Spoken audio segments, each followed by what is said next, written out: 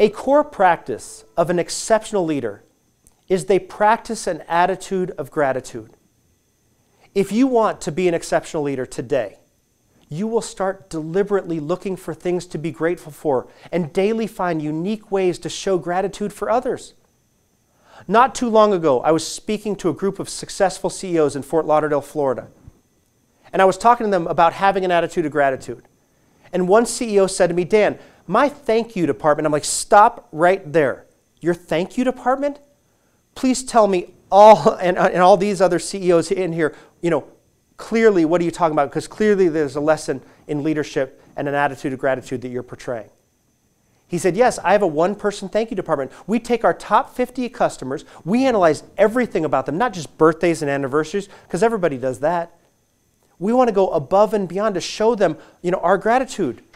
We find out what their thing is. Like, what is their thing? Is it music? Is it sports? Is it going to museums with their kids? And then we thank them the way they want to be thanked because we should. Real leaders know people like to be thanked in different ways. So figure out what matters to the people in your life and thank them in that way. Is it a verbal and regular thank you? An acknowledgement of what they do for you and what they mean to you? Is it a handwritten note? Is it figuring out their favorite snack, surprising them with that, and a note that says, thank you for being part of my life and for the things that you do that make it so meaningful? And this practice of thanking people shouldn't just be applied to your customers and clients someday when you have your own company, or people outside your organization when you are in a leadership position. You need to practice an attitude of gratitude toward your own people. And by the way, they'll pass that gratitude on to customers and others around them if you make them feel appreciated. An attitude of gratitude is about creating wow moments for others around you on a regular basis. Let me tell you how I learned this. When I was in college, I was the president of the College Republicans at UCLA. By the way, the best university in America. I was the leader, or so I thought I was. I was a bit of an attention hoard. So when my campus group had high-profile people come to speak to our club, I'd put together the agenda. I'd pick the individual up from the airport. I'd drive them from the airport to the hotel. I'd meet them for dinner later that night. I'd meet them the next morning before the event to give them the lay of the land. I'd introduce them at the event. I'd make sure they got back to the airport, and I'd send them a follow-up thank you note after the event was over. I thought I was being a great leader, and boy, I was wrong. After doing it this way for some time, I went to a leadership training put on by an organization called Leadership Institute. And they taught me that real leaders create wow moments for others. They don't take all the glory. Real leaders don't give themselves all the neat experiences. They help create neat experiences for others. After this leadership training, I had a totally different perspective on leadership.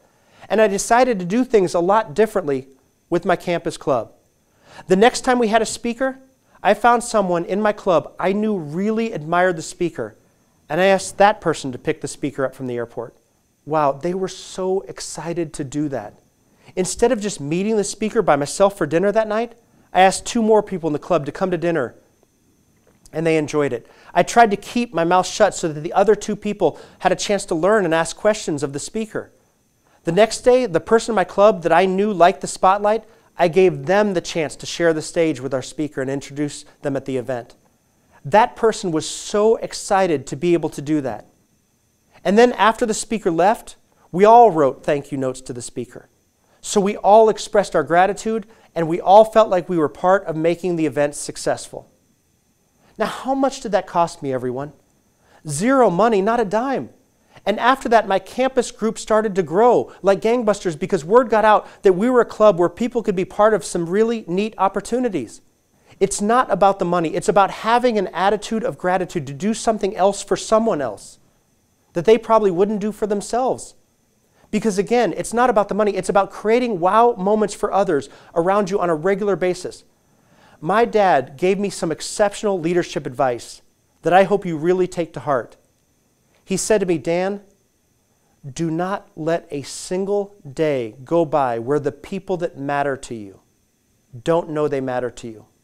Because if you don't tell them, someone else will.